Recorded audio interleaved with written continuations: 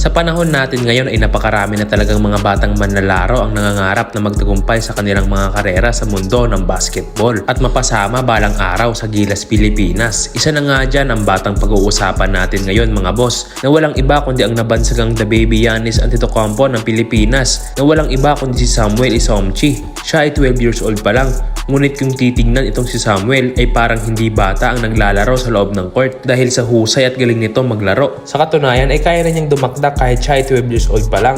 Ayon sa kanya, ang tatay niya ay may height na 5'11", ngunit ang kagandahan ay maaga din niyang nalagpasan ang height ng kanyang ama dahil meron na siyang height na 6 flat, at ayon din sa kanya ay nasa 6'9" ang kanyang projected height. Kaya kung sakali ay siguradong malaki ang tsansa na mapabilang si Isomchi sa Gilas Pilipinas in the future dahil sa kanyang tangkad, sabayan mo pa ng kanyang malakas na athleticism na kitang-kita naman sa kanyang mga laro. Si Samuel ay isang Filipino-Nigerian at siya ay pinanganak at lumaki dito sa Pilipinas. Kaya sa madaling salita ay walang problema sa kanyang eligibility mga boss. Siya ay taga Dasmariñas, Cavite at kasalukuyan siyang nag-aaral at naglalaro sa De La Salle Green Hills. At ang nakakatuwa mga boss, kahit sa murang edad ni Samuel ay makikitaan na agad siya ng iba't ibang mga skills at pagiging dominante sa ilalim. At ginagawa niyang kawawa ang mga kasing edad niya at walang nakakapigil sa kanya. Kung titignan nga ang kanyang highlights mga boss ay hindi mo akalaing 12 years old lang ang naglalaro sa loob ng court dahil sa galing nito.